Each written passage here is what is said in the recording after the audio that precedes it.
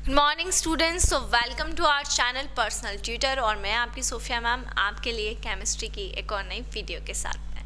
तो जैसा कि हम पढ़ रहे थे लास्ट वीडियो में थ्योरी ऑफ वीक इलेक्ट्रोलाइट्स, ठीक है, जिसमें हमने dissociation, constant, degree of dissociation इसके बारे में पढ़ा और वीक इलेक्ट्रोलाइट्स क्या होते हैं उसके बारे में पढ़ा। अब मैं आपको यहाँ पर और ज़्यादा डिटेल में वीक इलेक्ट्रोलाइट्स के बारे में पढ़ने के लिए हम यहाँ पर कुछ क्वेश्चंस करने वाले हैं, जिससे हमें वीक इलेक्ट्रोलाइट्स की कंडक्टिविटी के बारे में और ज़्यादा नॉलेज हो जाए। ठीक है, तो एक क्वेश्चन हम यहाँ पर ले रहे हैं जो डिग्री ऑफ डिसोसिएशन से रिलेटेड है कि कभी भी अगर हमें डिग्री ऑफ डिसोसिएशन निकालने को आ जाए किनकी, वीक इलेक्ट्रोलाइट्स की, सो हम डिग्री ऑफ डिसोसिएशन को किस तरह से कैलकुलेट कर सकते हैं। ठीक है, तो क्वेश्चन है the equivalent conductivity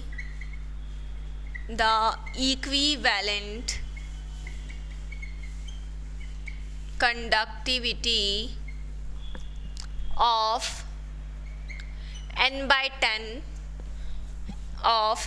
10 solution of acetic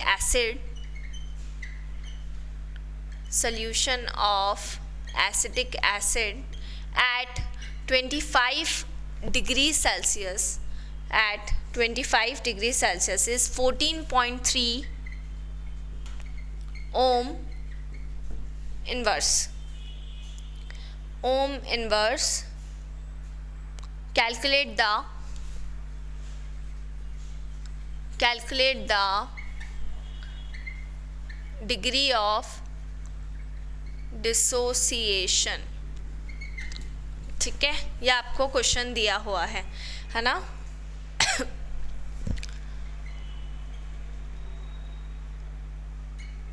ठीक है, जो इक्विवेलेंट कंडक्टिविटी है n/10 solution of acetic acid की 25 डिग्री सेल्सियस पे वो कितनी दी हुई है, 14.3 ओम इनवर्स सेंटीमीटर स्क्वायर। ठीक है, इक्विवेलेंट इनवर्स हमको क्या निकालना है, डिसोसिएशन कांस्टेंट निकालना है। और यहाँ पर जो हमें डायलेम इनफाइनाइट की वैल्यू भी दे रखी है फॉर एसिटिक एसिड। ठीक है, ये वैल्यू हमको दे रखी है 390.71। ठीक है, अब डिग्री ऑफ डिसोसिएशन निकालना है। सबसे पहली चीज़ तो डिग्री ऑफ डिसोसिएशन का फॉर्मूला मालूम होना चाहिए। बहुत सिंपल सा क्वेश्चन है, डिग्री ऑफ डिसोसिएशन का फॉर्मूला मालूम होना चाहिए। So degree of dissociation for weak electrolyte कैसे पता करते हैं, मोलार कंडक्टिविटी का रेशियो होता है, लेकिन दोनों ही मोलार कंडक्टिविटी क्या होती है, डिफरेंट होती है।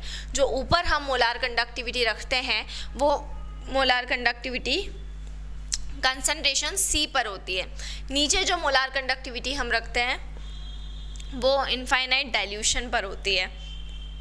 अगर कभी भी डायरेक्टली वैल्यूज़ नहीं दी जाए और आपसे बोल दिया जाए कि डिग्री ऑफ डिसोसिएशन की कैलकुलेशन करिए, तब आप कैसे कैलकुलेशन करेंगे। तो उस केस में अगर आपको इसकी वैल्यू निकालना हो, मतलब C कंसंट्रेशन के ऊपर अगर आपको मोलार कंडक्टिविटी को कैलकुलेट करना हो, तो उसके लिए हम ये फॉर्मूला यूज़ करेंगे, कप्पा इंटू 1000 अपॉन में m। ये फॉर्मूला रहेगा C कंसंट्रेशन पर मोलार कंडक्टिविटी को कैलकुलेट करने का। और अगर हमें इनफाइनाइट डाइल्यूशन पर मोलार कंडक्टिविटी को कैलकुलेट करना है, तो उस केस में फिर हमें यहाँ पर कोलराश लॉ का ये फॉर्मूला हमें यूज़ करना पड़ेगा।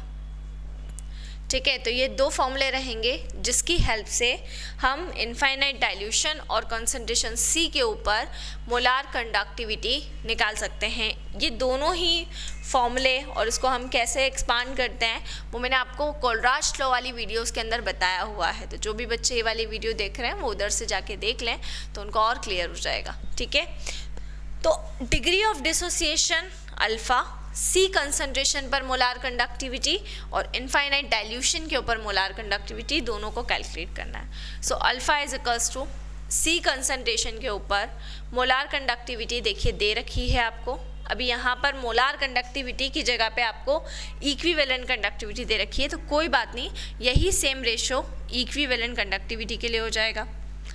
इक्विवेलेंट कंडक्टिविटी के लिए भी फॉर्मूला सेम रहेगा, लेकिन बस क्या होगा, जहाँ मोलैरिटी था वहाँ पे क्या आ जाएगा, वहाँ पे आ जाएगा नॉर्मैलिटी।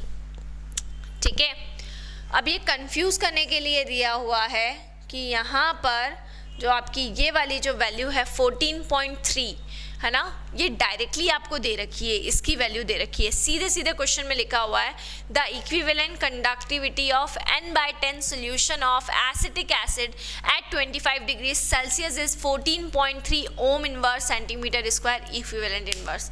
सीधे सीधे इक्विवेलेंट कंडक्टिविटी आपको क्वेश्चन में दे रखी है, लेकिन ये जो n/10 सोल्यूशन लिखा हुआ है ये कंफ्यूज कर देता है कि फॉर्मूले में हमें नॉर्मलिटी की वैल्यू रखना होती है, तो इस वैल्यू का क्या यूज़ है, तो इस वैल्यू का यहाँ पे कोई भी यूज़ नहीं है। सीधे सीधे आपको बोला गया है इक्विवेलेंट कंडक्टिविटी दे रखी है, तो ये जो आपकी पर्टिकुलर वैल्यू है इस वैल्यू का कोई भी यूज़ नहीं है। ठीक है ना, तो अब हम यहाँ पर जो इक्विवेलेंट कंडक्टिविटी C कंसंट्रेशन पे जो हम बात कर रहे हैं, ठीक है, वो वैल्यू हमको दे रखी है 14.3 ohm inverse centimetre square equivalent inverse, और इनफाइनाइट डाइल्यूशन पर जो हमें दे रखी है मोलार कंडक्टिविटी वो कितना दे रखा है 390.71। ठीक है, बस डायरेक्टली फॉर्मूले में पुट करना है और डायरेक्टली हम यहाँ पर क्या निकालेंगे, आंसर निकालेंगे। तो पॉइंट हटाया, ऊपर एक ज़ीरो। ठीक है, so alpha is equals to 14303971। ठीक है, सो 39071, 1430 पॉइंट हटाया ज़ीरो। ठीक है, 1 2 3 4 5, फिर ज़ीरो, एक और ज़ीरो, सो 39071 ये समथिंग 0.3 3 1 ज़ा 3। ठीक है, 3 टाइम्स में जाएगा 117213 7 8 7 5। ठीक है, फिर यहाँ पे एक और ज़ीरो बढ़ जाएगा तो 0.036। ठीक है, सो अल्फ़ा की वैल्यू कितनी आई 0.036 है ना। अब ये तो dissociation constant, degree of dissociation की वैल्यू निकली है, हमें निकालना है परसेंटेज में। परसेंटेज में इसको हम कैसे कैलकुलेट करेंगे, ये तो डायरेक्टली वैल्यू निकली है, अब इसको हमें किस में कैलकुलेट करना है, परसेंटेज में कैलकुलेट करना है। सो परसेंटेज में इसको हम कैसे कैलकुलेट करेंगे, परसेंटेज में इसकी कैलकुलेशन करने के लिए यहाँ पर डिवीजन कर देंगे, तो ये सीधे सीधे 3.6% डिग्री ऑफ डिसोसिएशन की वैल्यू आ जाएगी, है ना। तो बिल्कुल सीधा सीधा क्वेश्चन था और इसको हमने सॉल्व किया और डिग्री ऑफ डिसोसिएशन की वैल्यू को कैलकुलेट किया है। नेक्स्ट वीडियो के अंदर मैं आपको एक क्वेश्चन और करवाऊंगी जिससे हमें जो वीक इलेक्ट्रोलाइट है उससे रिलेटेड किस तरह से क्वेश्चन आते हैं एग्जाम में वो करना आ जाए। ठीक है, so stay home, stay safe and study hard. Thank you so much.